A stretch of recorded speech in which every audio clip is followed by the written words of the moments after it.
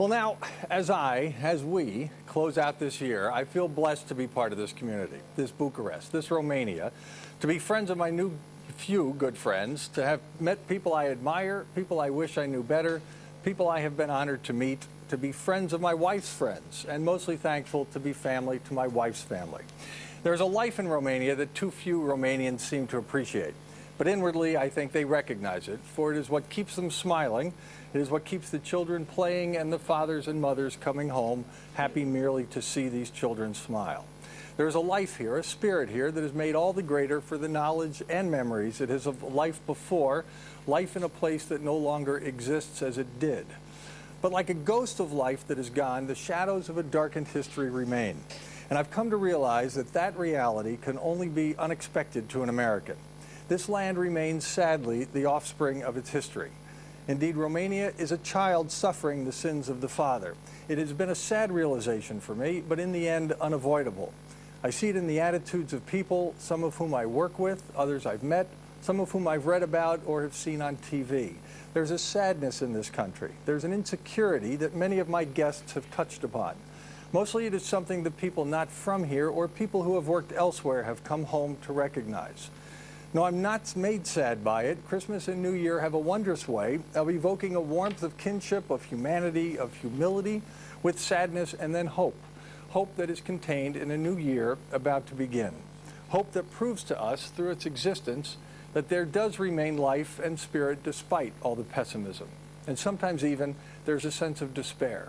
I've seen that in a shrug that says, well, that's just the way things are here. I've noted it in the attitude of people as they tilt their head away from people sleeping in the streets.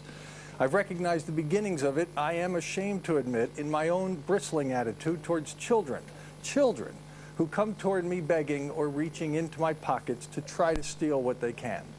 There's a sadness that still lies thinly veiled beneath so much here. It is beautiful to see in the way we recognize the depth of humanity in a painting's sad eyes. And yes, it is a wellspring of great humor, for there is humor in all things, and seldom so bitter and biting than when it emanates from past suffering. It is the laugh of fate, perhaps, of cruel hopelessness in a culture that is sure to continue and one that is convinced in too many ways that it will fail. It is a joke that only those who have lived the times in a community can understand. But it is a sadness to be sure. Why else, I conclude, should people resign themselves to so much? Why, I ask, does corruption flourish here, if not because of a belief that nothing but conniving strength and fear can win? Why should coercion and deception be the currency of business, if not because there is an insecurity about competing fairly? Why should we risk losing or succeeding when we know either way we have concluded a game that has no rules? One must trust in the value of oneself to believe that through ability and intelligence that winning is possible even when pursued with purity and fairness.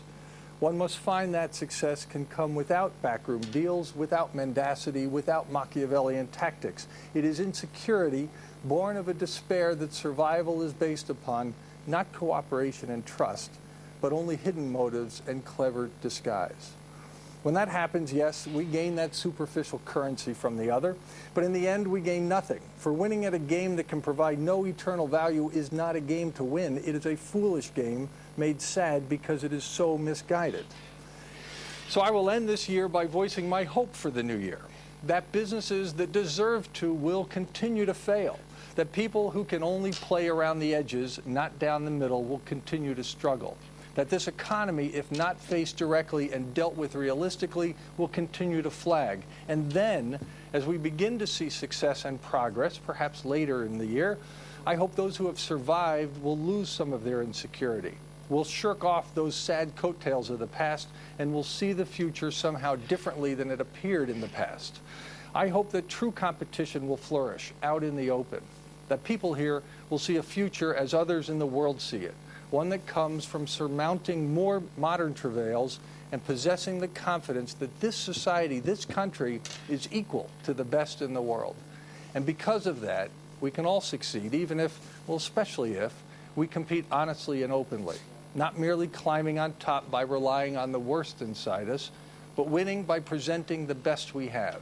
That is my hope for the new year, and my prayer that it can come from this Christmas season as we look at our blessings, not our failings. And that is my commentary. We hope to read yours. Remember, you can send them to us at The Frank Show at tmctv.ro. And that is the show for tonight. To find this week's interviews, visit www.money.ro or tmctv.ro, where you can watch the replays of the week's program starting at 12:30 Saturday afternoon, 1 o'clock Sunday afternoon. Now, we will not be here for the next 2 weeks, but replays of some of our favorite interviews and commentaries will air at 11:30 in the evening. And as we say in the U.S., we hope to see you next year, God willing, and the creek don't rise. Until then, all of us here wish you a very Merry Christmas and a happy and safe New Year. Until we see you again, thank you for watching. Keep well and good night.